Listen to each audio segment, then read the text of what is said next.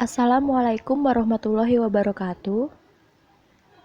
Yang terhormat Ibu Siti Saidah, MPD, selaku dosen pembimbing mata kuliah Bahasa Indonesia, dan teman-teman yang saya banggakan. Kami dari kelompok 9 yang beranggotakan Anissa Septi Erviani, Bella Oktaviani, dan Pujiati akan membacakan hasil diskusi kami tentang ringkasan dan ikhtisar. Ringkasan adalah penyajian karangan atau peristiwa yang panjang dalam bentuk yang singkat dan efektif. Ringkasan adalah sari karangan tanpa hiasan. Ciri-ciri ringkasan. Yang pertama, pengungkapan kembali bentuk kecil dari sebuah karangan. Yang kedua, mereproduksi kembali apa kata pengarang. Yang ketiga, mempertahankan urutan-urutan gagasan yang membangun sosok badan karangan. Yang keempat, penyusun ringkasan terikat oleh penataan, isi, dan sudut pandang pengarangnya. Yang kelima, kalimatnya pendek-pendek dan senada dengan kalimat pengarang aslinya. Langkah-langkah membuat ringkasan. Yang pertama yaitu membaca naskah asli, yang kedua mencatat gagasan utama, yang ketiga mengadakan reproduksi, yang keempat ketentuan tambahan.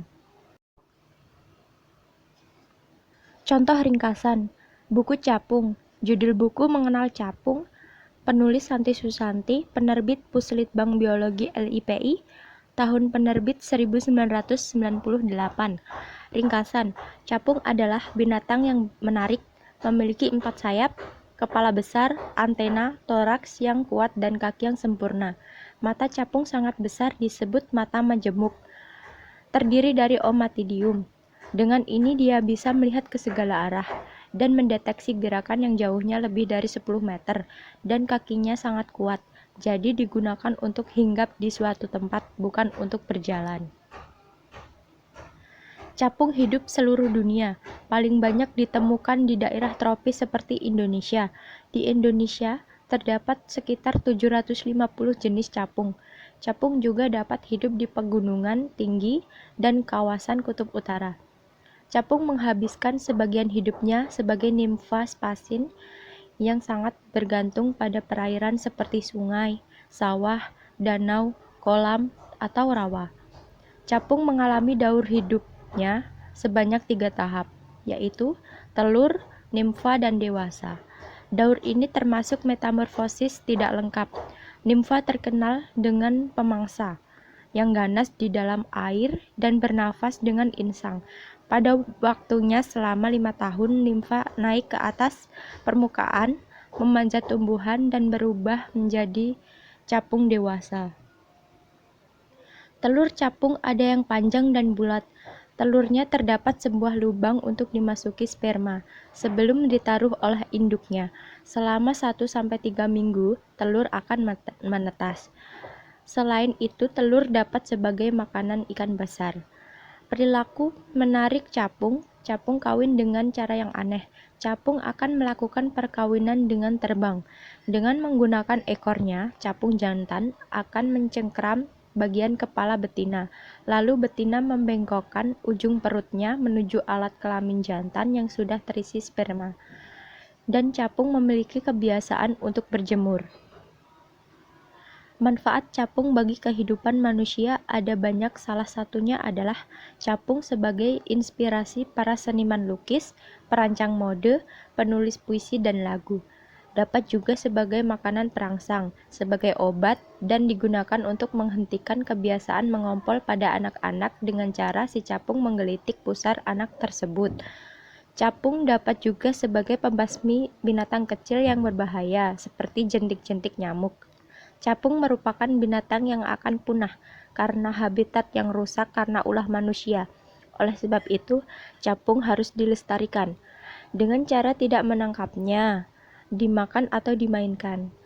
Juga harus dilestarikan tempat tinggalnya atau habitat. Ikhtisar. Ikhtisar adalah memendekkan suatu bacaan dengan mengambil bagian penting tanpa harus terikat pada struktur wacana yang diikhtisarkan. Pada dasarnya sama dengan ringkasan dilihat dari tujuannya.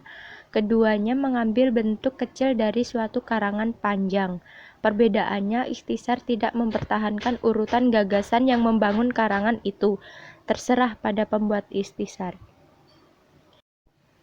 Ciri-ciri ikhtisar: yang pertama, memendekkan suatu bacaan. Yang kedua, berisi bagian-bagian penting dalam teks wacana, tidak terikat dengan struktur wacana, mengambil intinya. Yang ketiga, mereproduksikan kembali secara kreatif kata dari pengarang. Yang keempat, urutan gagasan yang diungkap kembali tidak seperti urutan gagasan karangan. Penyusunan bebas, mengungkapkan apa yang menurutnya mewakili inti bacaan dan subjektif. Yang kelima, penyusunan boleh mengubah menurutnya yang mewakili inti. Kalimat cenderung sesuai dengan keinginan penyusunan. Langkah-langkah menulis ikhtisar. Yang pertama, menetapkan tujuan membaca. Yang kedua, membaca dengan cermat. Yang ketiga, mencatat gagasan utama. Yang keempat, menyusun kerangka tulisan. Yang kelima, memeriksa tulisan asli. Contoh ikhtisar: buku capung. Judul buku Mengenal Capung, penulis Santi Susanti, penerbit Puslitbang Biologi LIPI, tahun penerbit 1998. Ringkasan: capung adalah binatang yang menarik, memiliki 4 sayap, kepala besar, antena, toraks yang kuat dan kaki yang sempurna. Mata capung sangat besar disebut mata majemuk, terdiri dari omatidium. Dengan ini dia bisa melihat ke segala arah dan mendeteksi gerakan yang jauhnya lebih dari 10 meter.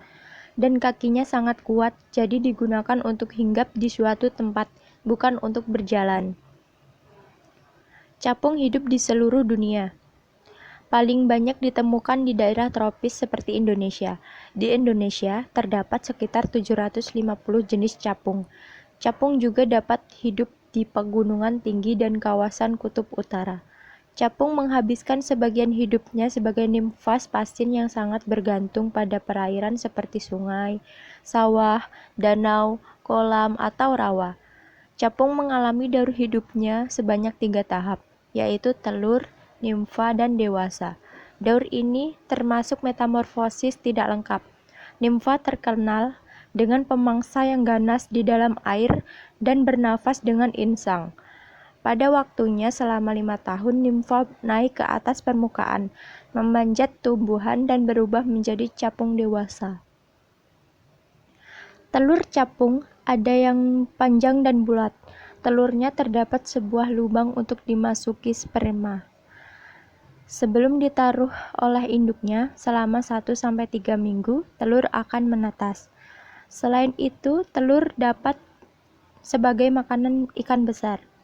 Perilaku menarik capung kawin dengan cara yang aneh. Capung akan melakukan perkawinan dengan terbang. Dengan menggunakan ekornya, capung jantan akan mencengkram bagian kepala betina, lalu betina membengkokkan ujung perutnya menuju alat kelamin jantan yang sudah terisi sperma. Dan capung memiliki kebiasaan untuk berjemur. Manfaat capung bagi kehidupan manusia ada banyak, salah satunya adalah capung sebagai inspirasi para seniman lukis, perancang mode, penulis puisi, dan lagu. Dapat juga sebagai makanan perangsang, sebagai obat, dan digunakan untuk menghentikan kebiasaan mengompol pada anak-anak dengan cara si capung menggelitik pusar anak tersebut. Capung dapat juga sebagai pembasmi binatang kecil yang berbahaya dan seperti jentik-jentik nyamuk. Capung merupakan binatang yang akan punah karena habitat yang rusak karena ulah manusia. Oleh sebab itu, capung harus dilestarikan dengan cara tidak menangkapnya, dimakan, atau dimainkan. Juga harus dilestarikan tempat tinggalnya atau habitat. Itu saja yang dapat saya sampaikan, kurang lebihnya saya mohon maaf. Kepada Allah saya mohon ampun. Wassalamualaikum warahmatullahi wabarakatuh.